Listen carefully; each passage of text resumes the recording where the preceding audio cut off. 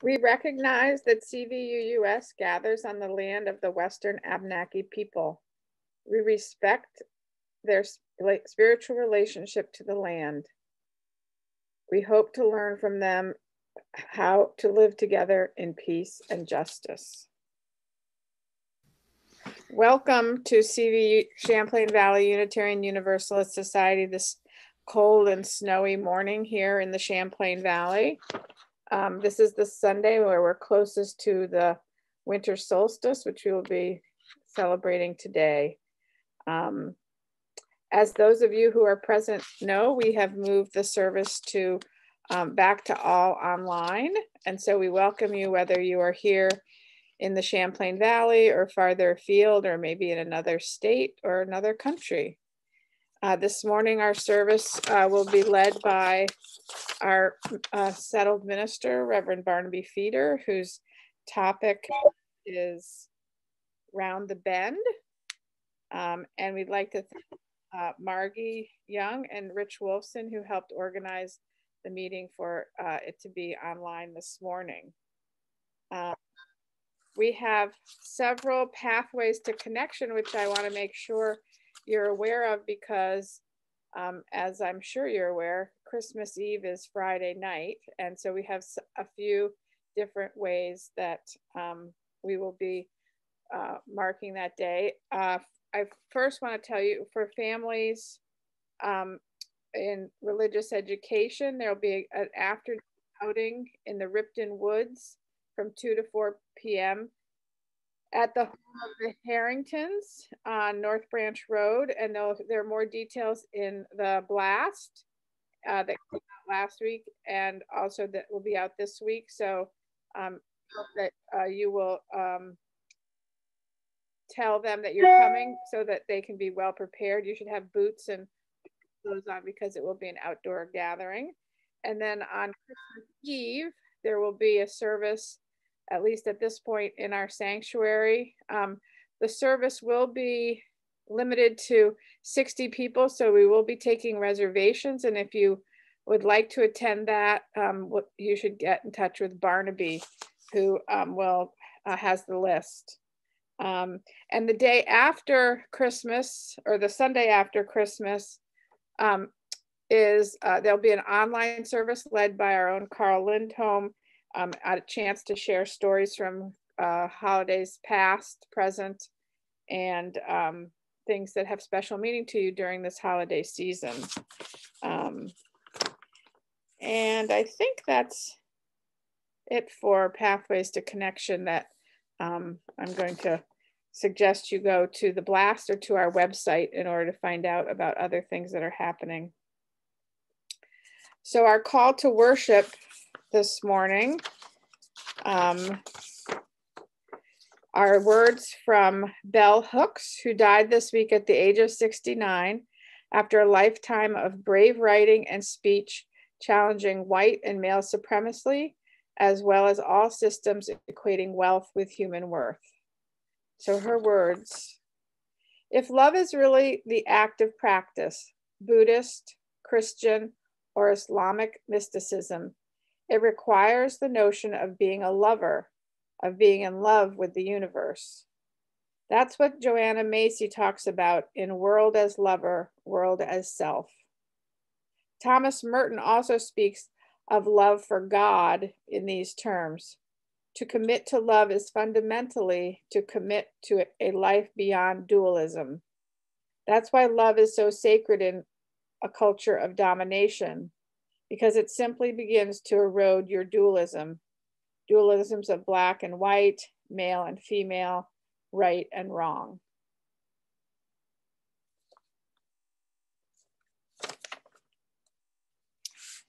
And now, if you'll join me in our chalice lighting, I'm going to light the chalice.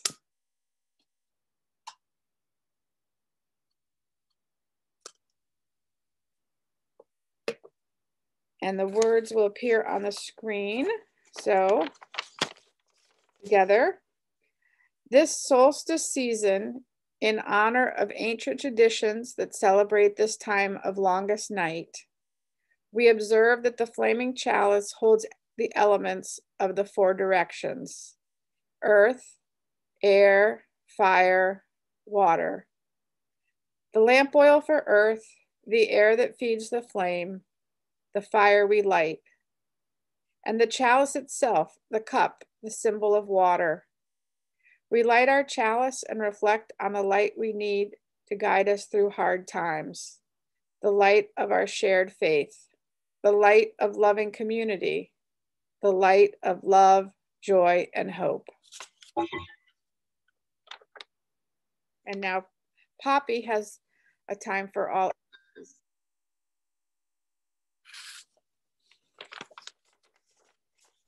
All right. Just need to close this since I've been letting, if someone else could, if another co-host could let people in if anybody shows up.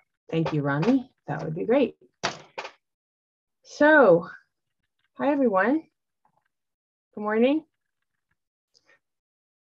It's really, really great to see people. Thank you for waving and making this clear that we're actually all here in person. What I want to do with you this morning is a Yule ritual, a short Yule ritual. So what is Yule? Yule is an old pagan word for the winter solstice. If you have Scandinavian roots, you may have heard of the Yule and Nissa, which is an elf-ish kind of person, creature that comes in the winter and does things. So winter solstice is this Tuesday, and I think it's a really, really cool time of year because it's all about trying to hold these two things at one time. On one hand, winter solstice marks the darkest night of the year. So it's the time when we have the least sunlight and the most darkness, right? On the other hand, it marks the return and the birth of the light, because starting Tuesday after 11 a.m., I think sunlight will slowly start to increase every day. And to me, that always feels like amazing and doesn't even make sense, because I feel like as we go into winter, emotionally, it feels like it's getting darker kind of. I'm not like a super winter girl, despite growing up in Vermont. So I love the fact that we're actually getting more sunlight. It feels so essential. But I think it's important to remember that the darkness and the light have to come together, right? You can't, if we just had light all the time, nothing would grow, nothing would survive. So the darkness gives growing beings, including ourselves, a chance to try to slow down a bit. If you can, to have moments of rest that are intentional, to cozy up with each other, to light candles and be at home and read and do things that are just more slow, or go outside and snowshoe or whatever also. So for this ritual, I'm gonna do this a couple different ways. I'm gonna do it with a little piece of paper and a pen. But obviously I didn't prep anybody. So you can take a moment if you want to get some paper and something to write with. It does not matter what you're writing on. It could be like, you do want to be able to rip it up. So don't have it be, the photograph of your grandmother that's near you, unless you have issues with her, and then maybe, you want to. So something to write on, but you absolutely don't need that. I'm going to show how to do it also if you have nothing and you're just using your hands. People also do this with a candle and with burning stuff. I'm not going to do that because I'm trying to be safe. But when we get to that moment, I'll tell you how to do it if you want to do it later. There are ways to do it. Also, some people really like the feeling of burning something and having it totally be destroyed in that way or brought back to little particles. Okay, so the ritual involves two things, right? Because we talked about winter solstice being about two things, the darkness and the light. So the ritual is going to include a part about releasing what no longer serves us, what we want to let go of as we're moving out of the darkest time of the year. And there's a part about invitation.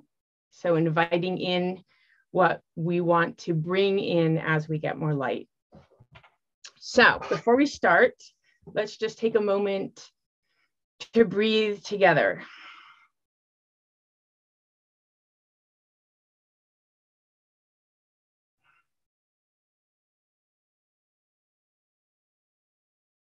So we breathe to come into the present moment, to feel connected to ourselves, to the space. Maybe you feel your feet on the floor or on the couch, wherever you're sitting, to ground ourselves, and also to just feel the community of each other, even as we're spread out.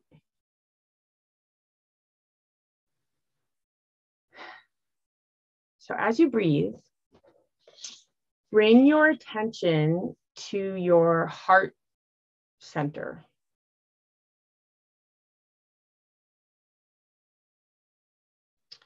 And if at any point, by the way, if at any point this starts feeling hard to do, you actually don't have to do it, right? You can just decide that you're just going to listen. You're just going to listen, or you're just going to feel your heart center, or you're just going to look at us, and that is totally enough, right? You do not need me to bring you to a place that feels harder than you want to be in right now. So do this in whatever way you want. So I encourage you, I invite you to bring your thoughts to this past year, but especially this fall, right? So pagan traditions and holidays are very cyclical, and they often look at quarters of years. So Yule isn't so much about looking at the entire year. It's really looking at the time since the fall equinox. So think about the fall and just notice where things, this feels ridiculous, by the way, to say this right now, and you'll see why in a second. Notice where you're feeling imbalance or heaviness.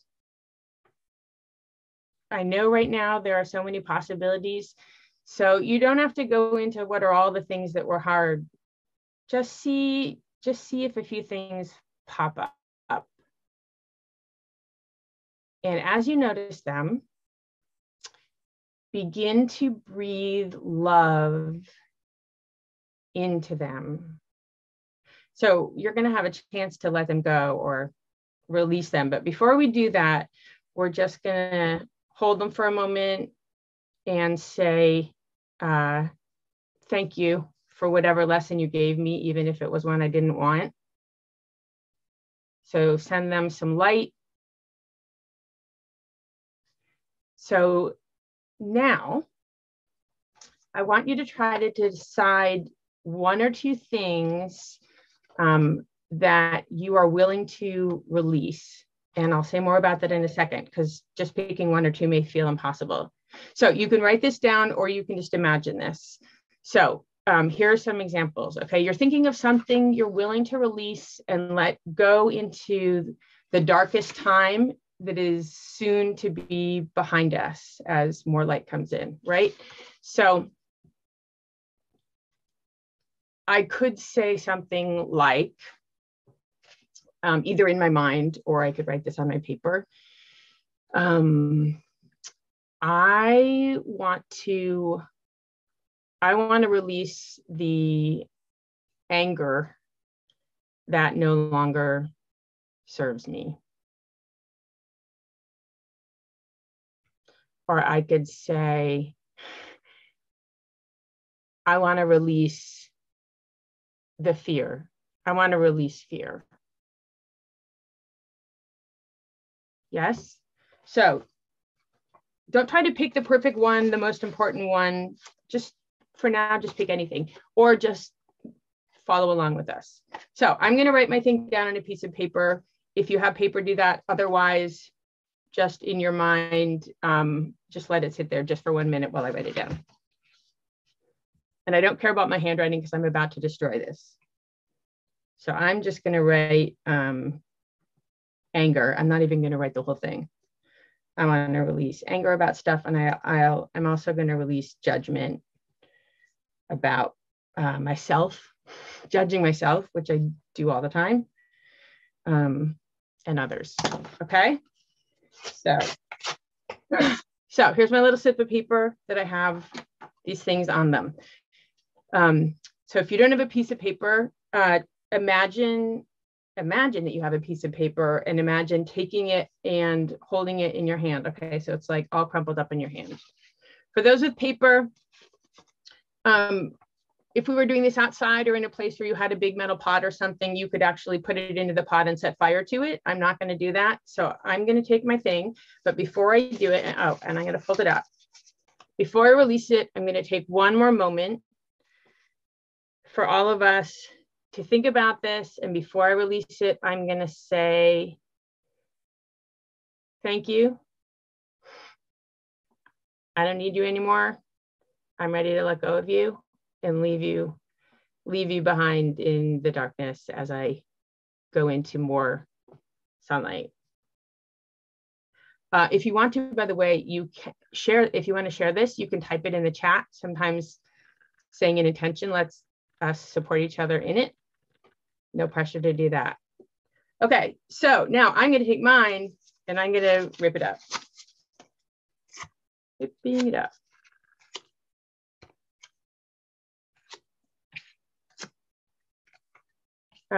You know, just into a bunch of little pieces. So I have kind of that thing. If you don't have paper, imagine taking it in your fist and you're making it like tight, tight, tight, tight, tight. And then you're going to shake it out of your hand like glitter or something like that. So you're going to take it and you're going to go like that. And it's gone. It's out. Okay. So with my little pieces of paper later, not right now, I'm going to take these outside because they're very, very tiny and birds can take them or they'll just dissolve into the ground, and I'm going to leave them in the woods. Or you can throw them in the garbage or you can burn them up, whatever works for you. So part 2 is our invitation. So same thing, you can take a piece of paper or you can write in the chat, or you can imagine holding this in your hand. And this time, instead of being a tight little scrunched up thing in your hand, it's an invitation, right? So if you imagine holding it in your hand, maybe you're doing this. Or maybe you're imagining your heart center being very open and it's resting there.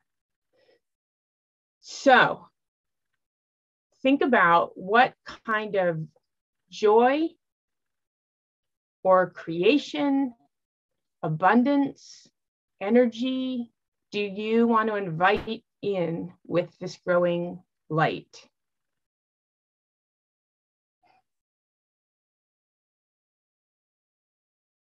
What do you want to create this winter? What do you want to invite in this winter? What do you want more of this winter?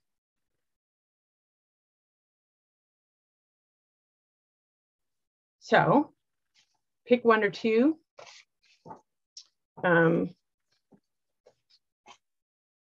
Same thing, you could do this however you want. So you could say, I want to invite in calmness. I'm going to invite in more sleep. I'm pretty sleep deprived right now. And I'm going to invite in more play because I'm not playing enough. So I'm going to write down sleep and play on my piece of paper.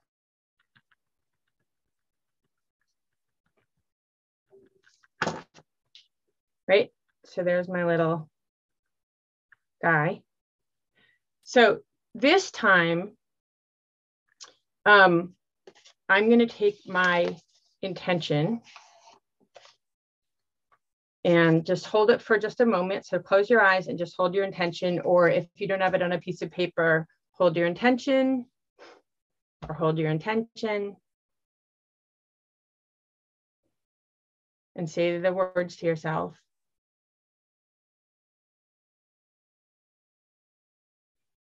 And if you don't have a piece of paper, you're taking the intention and you're bringing it into you. Right? So imagine it comes into your heart center, that intention, that invitation.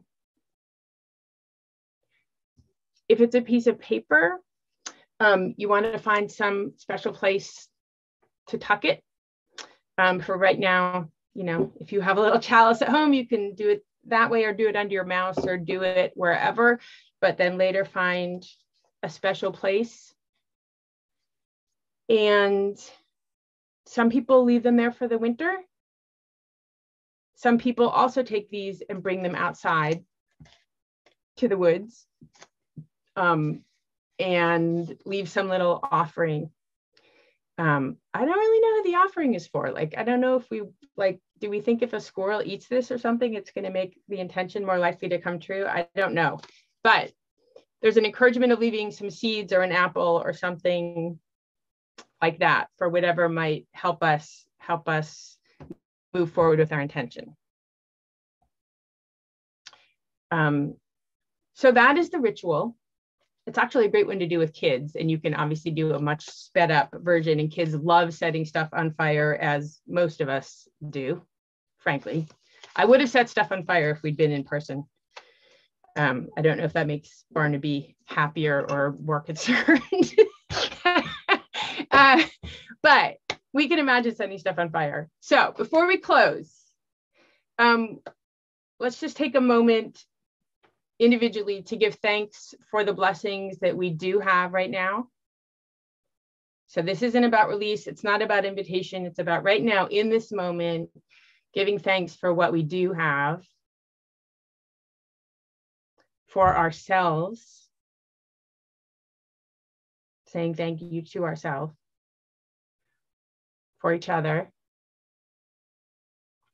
and for everything that's to come this winter. So, my darling ones, I wish you a joy-filled solstice and Yule. A joy-filled, healthy as possible Yule. And that's what I got. And I encourage you to keep doing that, releasing and inviting as we move forward.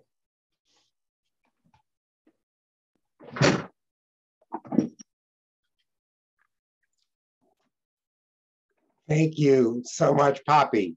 It's wonderful to have you back, even though in a sense we aren't back. As some of you may notice, I stood up. This is because it's a form of respect for all of you that I stand up, and it brings me back into the mental space of being in the sanctuary, a space that we all want to be in. We just have to expand our sense of sanctuary now that we're back on Zoom full time for at least a few weeks, with the exception, we hope, of Christmas Eve.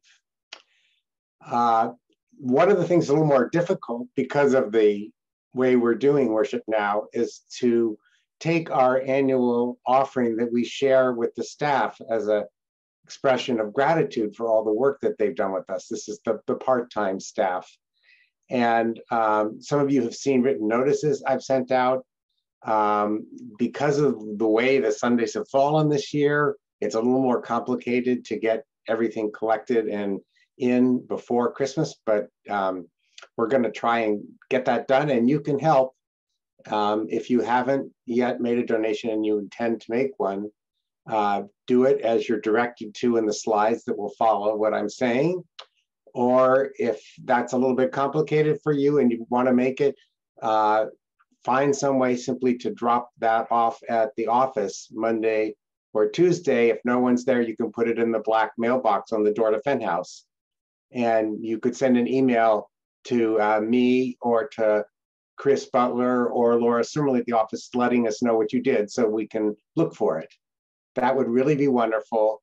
And as the person who receives the total and then is able to share it out among the staff, I would very much appreciate everybody being as generous as you can, because boy, has the staff done an amazing job for us this year. So with that, I'll invite you to be as generous as you feel you can at the moment. And we're going to hear some music and look at the information we need to complete the donations.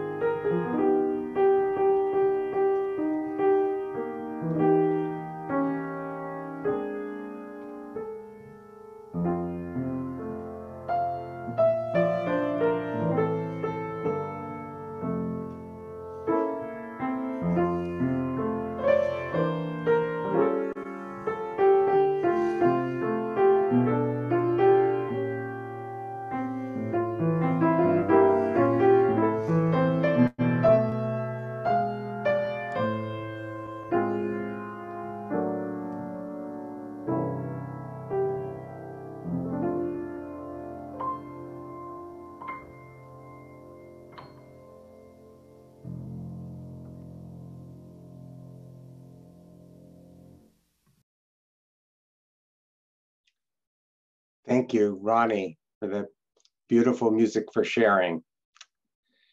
We have several milestones today for me to share with you. The first is from Dale Birdsall, and he says, Polly and I will be celebrating our 40th wedding anniversary tomorrow.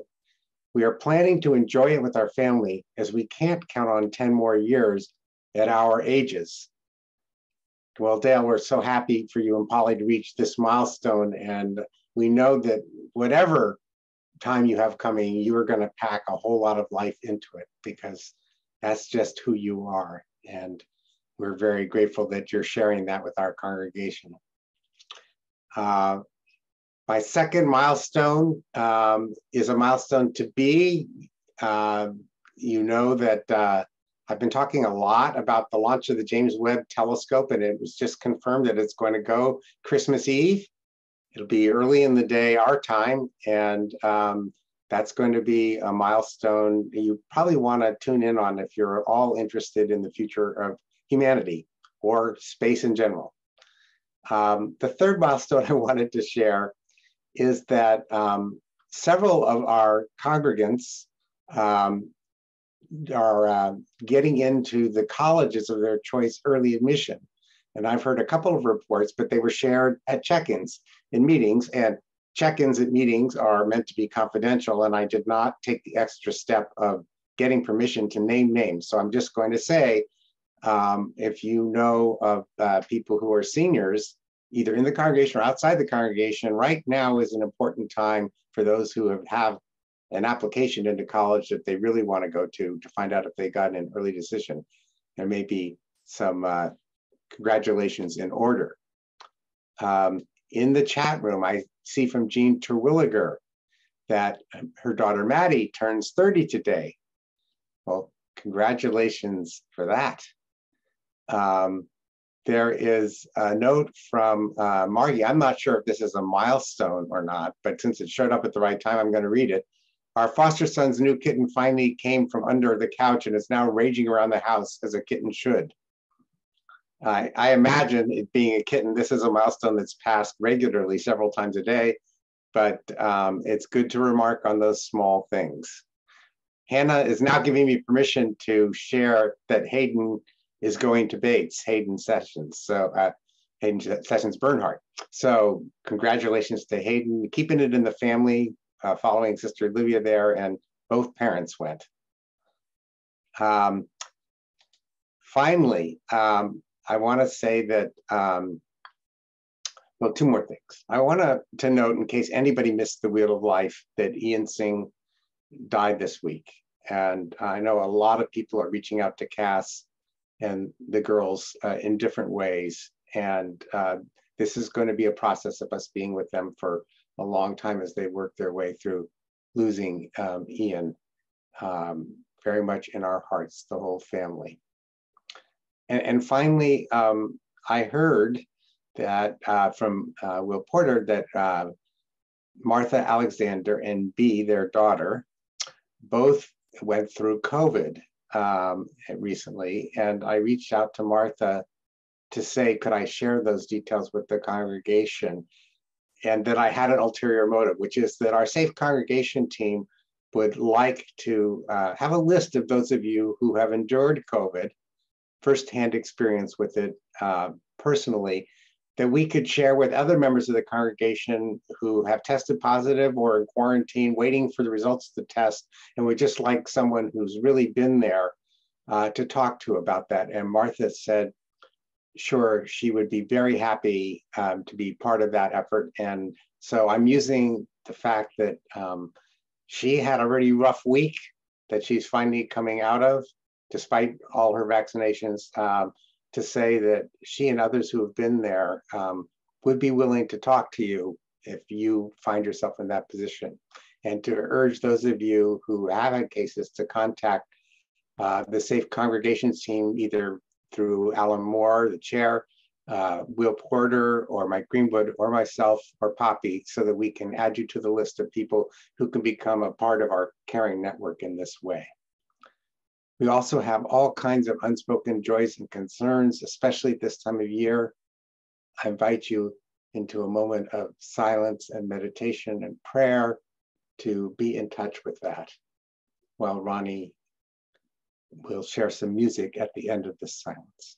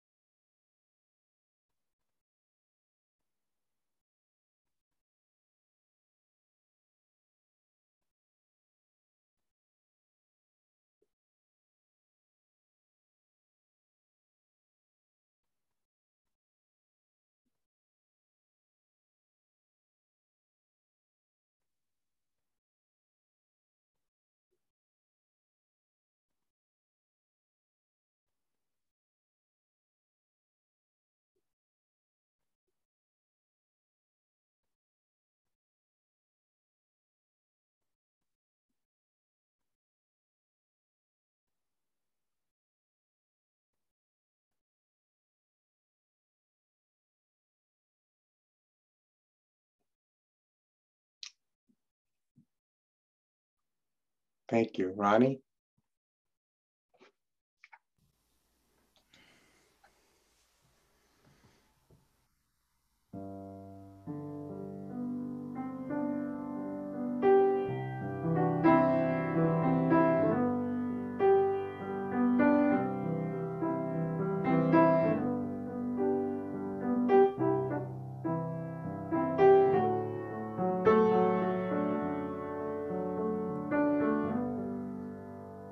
Hold on, I need to interrupt for a moment. This is one of those technical things that I need to sort out. I need the lyrics. Margie, can you put the presentation up? I'm going to sing. And I don't have the lyrics anywhere right. but in the slideshow. Good. I got it. Okay, hang on 1 second here. Otherwise, I'm just going to be blah, blah, blah, blah, blah. Which would be charming, but good. Here we go. All right. Ask and you shall receive.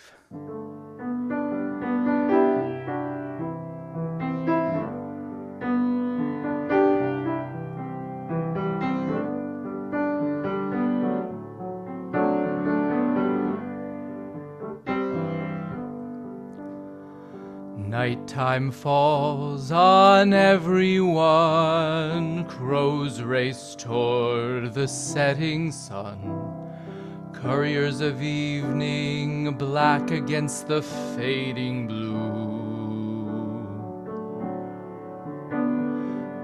The sky grows dark, the stars grow brighter, the west turns gold, the moon glows whiter. We hurry past the window's light as the shops fade too. Nighttime falls on every place, the darkness brings a simple grace as heaven drops its curtain, quieting the noise of day. On wilderness or cities teeming, on lighthouse with its lamp now beaming, and final trains call all aboard to be on their way.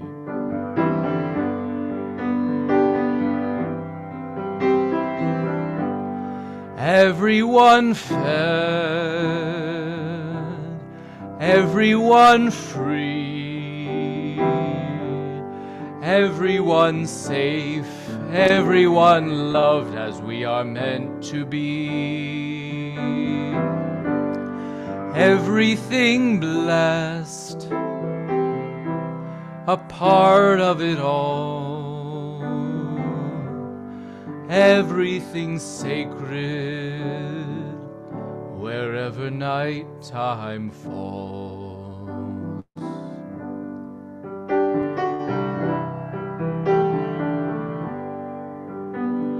Nighttime falls on everything, the blade of grass, the sparrow's wing.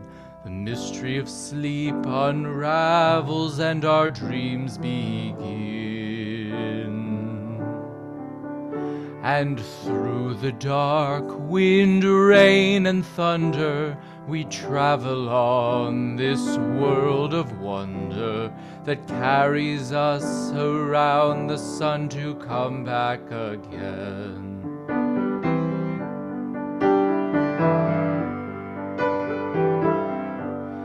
Everyone fed, everyone free, everyone safe, everyone loved as we are meant to be. Everything blessed, a part of it all. Everything sacred, wherever nighttime falls. Everything sacred, wherever nighttime falls.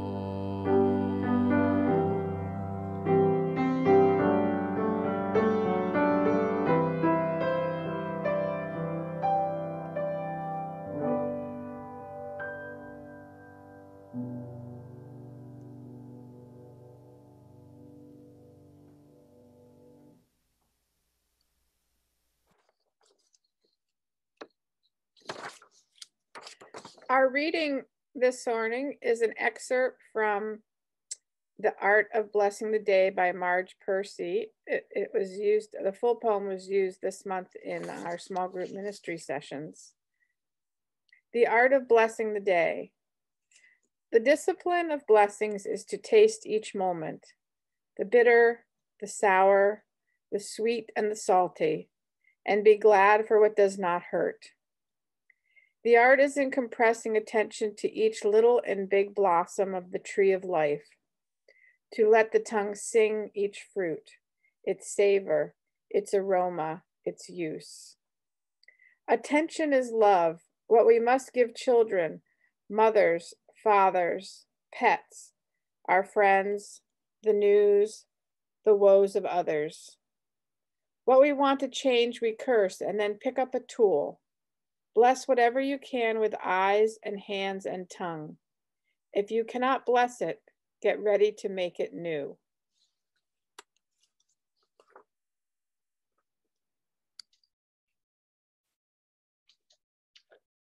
Thank you, Ellen, for your reading of that excerpt from Marge Piercy's poem.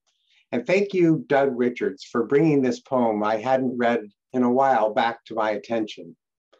In addition to his great work for this congregation's Board of Trustees as our current president, Doug has stuck with, or maybe he would say is stuck with, his prior leadership role as coordinator of our small group ministry program. At the moment, that role consists largely of sending out to the various groups a collection of readings and questions each month to prompt discussion for that month's theme. And as you heard, that's where this poem came to our attention as a reading. Doug CCs me on that mailing, and as a result, I have the opportunity to tie Sunday worship into the small group conversation themes. That's a behind-the-scenes blessing for me, and occasionally, at least, I hope for the small groups in hearing these two parts of our congregational life come together. The small group theme this month is, what does it mean to be a people of blessing? Since my focus for today is the winter solstice and what we make of this annual turning of the year toward longer days in late December, you might wonder what the connection to blessing and being blessed is.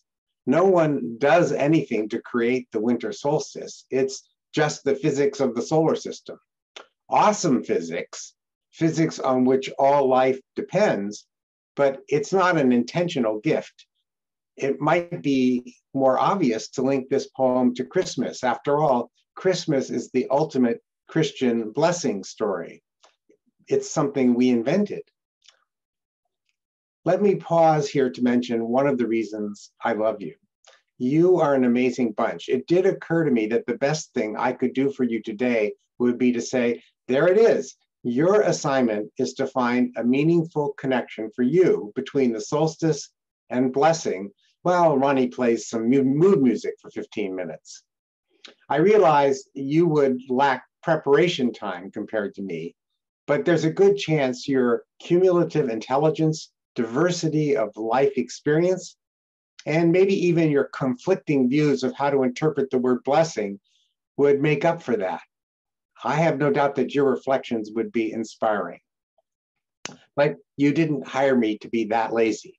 So without further ado, here's how the solstice and blessing come together in my view. I hope it adds up to a vision that nourishes you.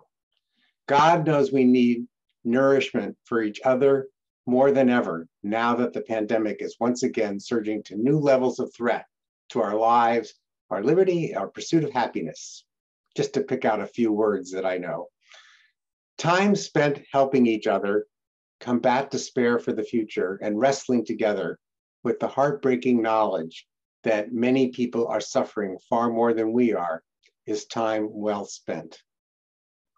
I've chosen that word nourish carefully.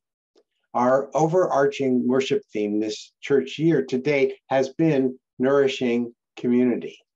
If you go back over my sermons, our readings, our music, and other activities since September, you will see that all of it in some way speaks to how a congregation of all ages and diverse beliefs not only survives a pandemic, but does things that actually makes it stronger. This has been our aspiration, our courageous aspiration. But let's be honest. it's hard to feel we are making that kind of progress. Our last 2 orbits around the sun won't be remembered as filled with glory days for CVUUS. We have lost nearly all active contact with our families, with children as they struggle to navigate the pandemic, despite countless sincere and creative outreach efforts. It's been nearly 2 years since some of our fellow congregants have felt it safe to come to worship with us in our sanctuary, and most folks, including me, don't find Zoom a truly fulfilling alternative to being together in our beautiful sanctuary. It's especially hard for people who might otherwise become new members of the congregation to connect with us in this way that forms the kind of relationships vital to our health. I understand those of you who feel that instead of nourishing community and our growing edges, we are limping along in an exhausting survival mode, not only at CVUUS, but in most of what we do. Meanwhile, the world has been getting darker in many ways and the weather more volatile and threatening. It's getting easier to imagine what our ancient ancestors must have felt in this Northern Hemisphere as the days of what we now call November and December became shorter and shorter. Each passing day moved them closer to a lengthy post-solstice period of winter where, for many, starvation would often become a real threat. Each passing day moved them closer to the annual stress test of the power of community bonds of love, justice, and hospitality to save lives and hope. We do not face an immediate physical threat that dire, but psychologically, I wonder, if you believe we have built a society dangerously unbalanced in its relationship with Earth, that global pandemics are to be expected to be a persistent feature of our lives, that our society is so confused about what information matters that masses of us are easy targets for manipulation by hucksters, conspiracy freaks, and fearmongers, a society corrupted by consumerism and unfair competition.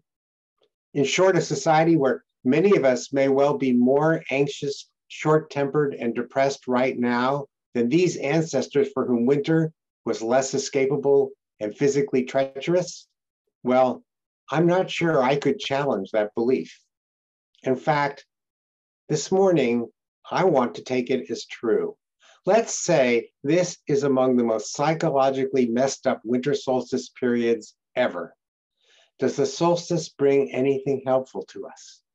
Anything we might experience as a blessing and a pathway to more blessings?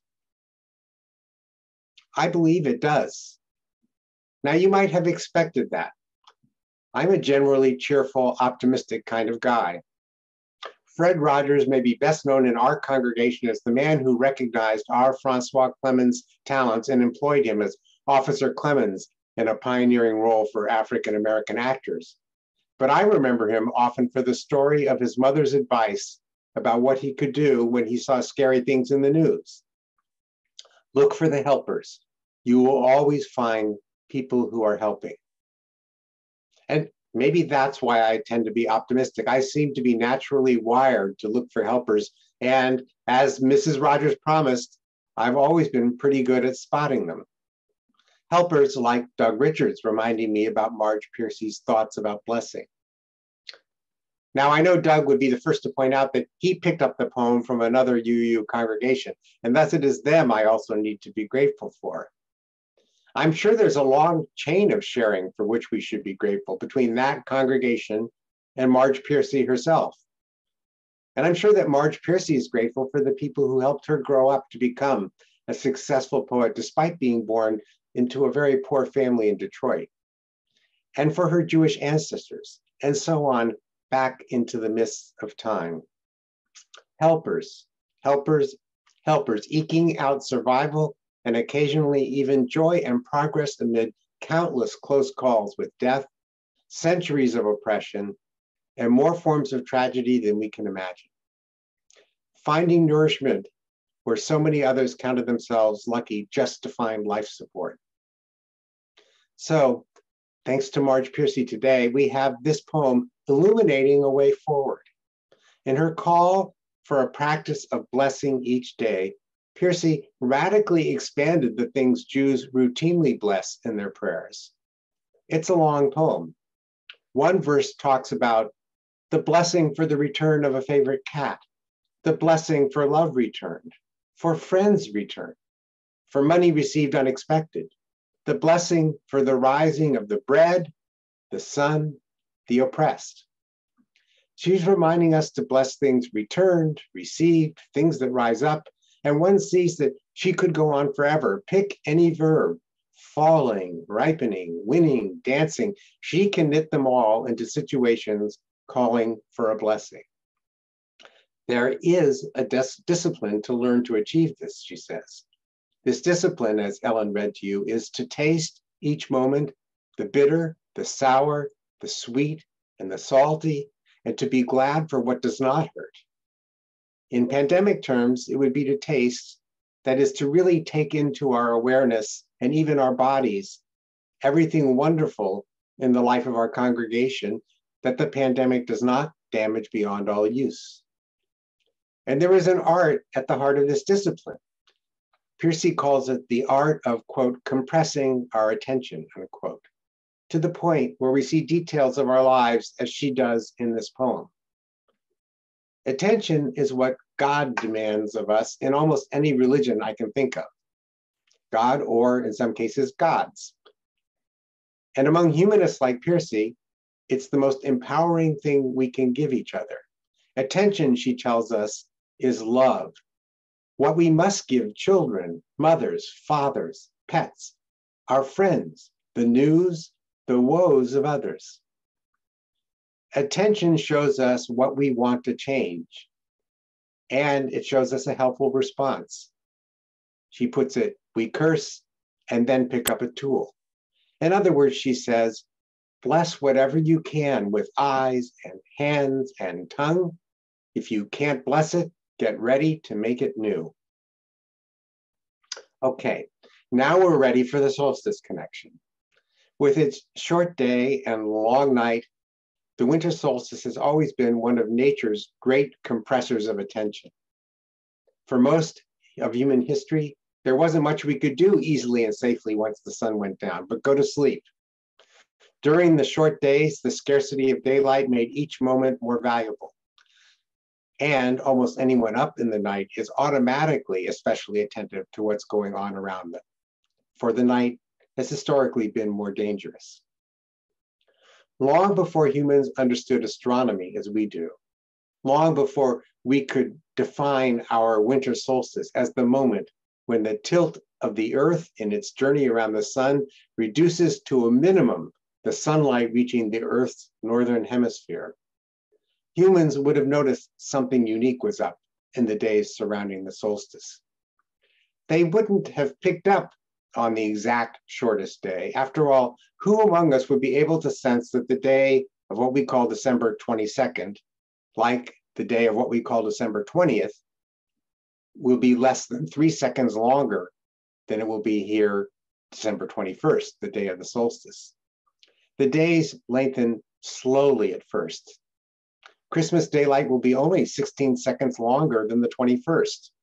It won't be until January 4th that the day lengthens by a full minute. We will be well into March and approaching the spring equinox when we are gaining 3 minutes of daylight each day. But within the span of a few December days, the ancient ancestors would have noticed a distinct shift in where the sun is rising and setting. And that happens even today. One of the highlights for me when Michelle and I began offering a winter solstice sunrise breakfast party as part of our fall fundraisers was discovering that from our house, the sunrise on the shortest day of the year takes place in a notch in Musalamu Mountain. From the summer solstice on, our sunrise moves south down the Green Mountains to that notch. And on the winter solstice, it starts moving north again, day by day. You have to pay attention for a very brief time and have the good luck with the weather, of course, to see the fire lit in the bottom of the notch like a chalice set in place long before we were born. But once I saw it, I found there was no more powerful moment for me to feel connected with the universe in which I am blessed to live. If the sun can appear to turn in a new direction, I'm reminded that I can really do so. I can turn from doing nothing to doing something. I can turn from harming to helping. I can turn from giving to receiving attention, and vice versa. The solstice is my annual reminder to look for blessings that only shine bright for a moment.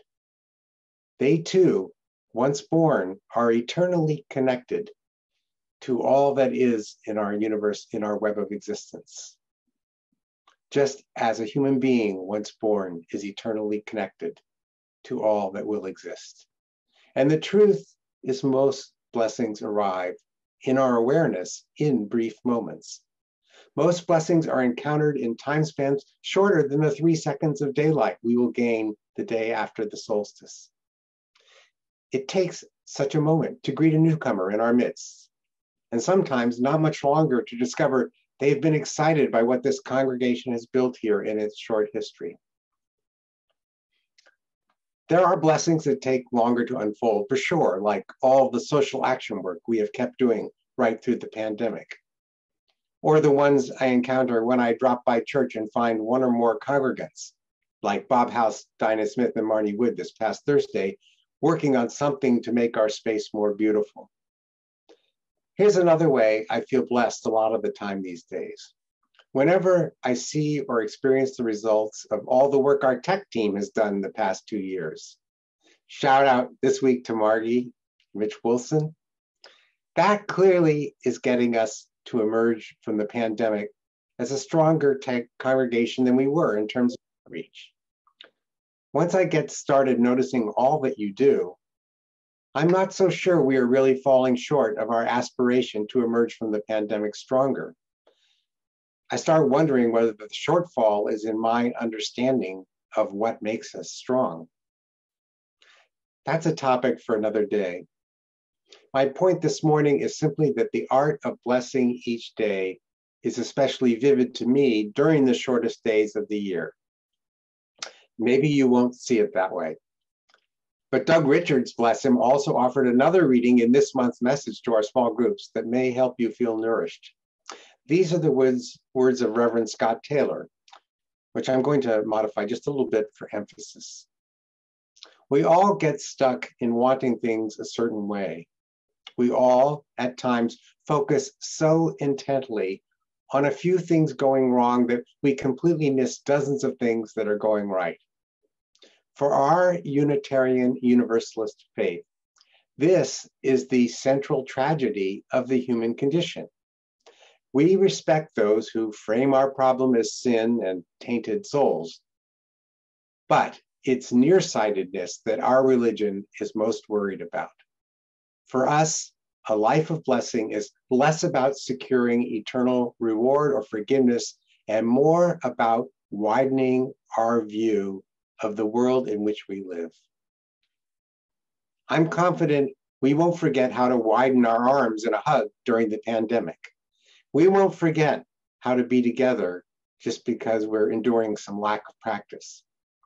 If we just keep widening our view of justice, compassion, and beauty, the three sisters of love, we will emerge from this pandemic stronger. May it be so. Blessed be.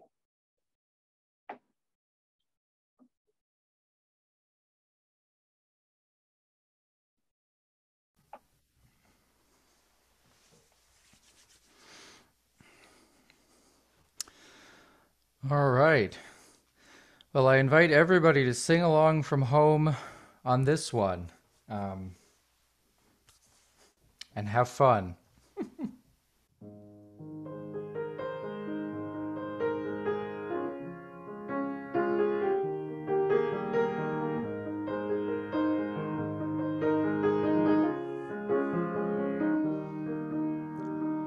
Here comes the sun. Here comes the sun, and I say it's all right. Little darling, it's been a long, cold, lonely winter.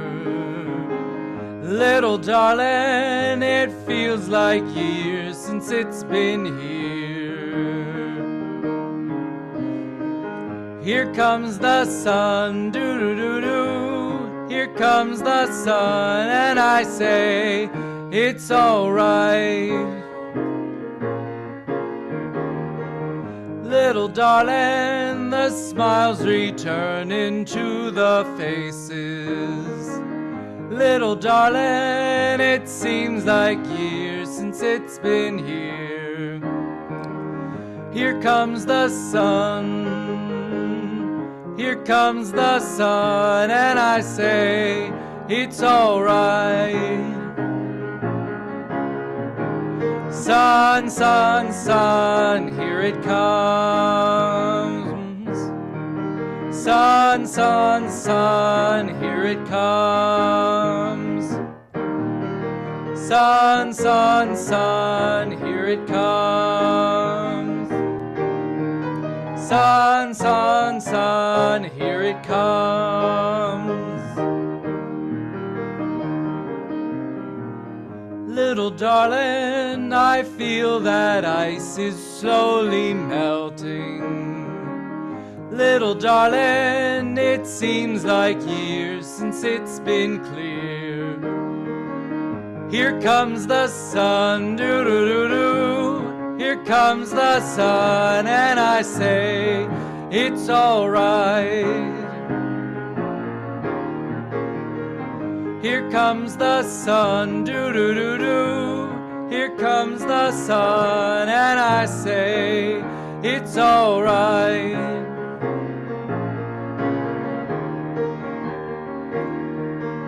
It's all right.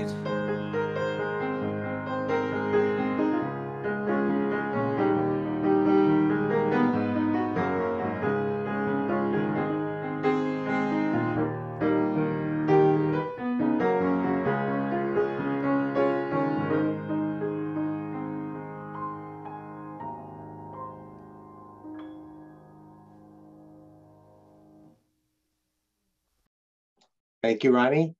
Another blessing. I hope all of us can embrace that mixed message of that song. I know for some of us, the lyrics imply March when the sun is already here and the winter's over. And we actually don't want that yet. Vermont needs a good winter, if only for the maple syrup industry. But it also talks about that feel that the ice is melting, and it's the ice of despair that we want melting. And knowing that the spring is coming, knowing that the solstice gift is representative of a way we live that will never be taken away, maybe we can start letting the despair of the pandemic and other things around us melt and find more ways to be the helpers that we truly want to be there for each other. May it be so.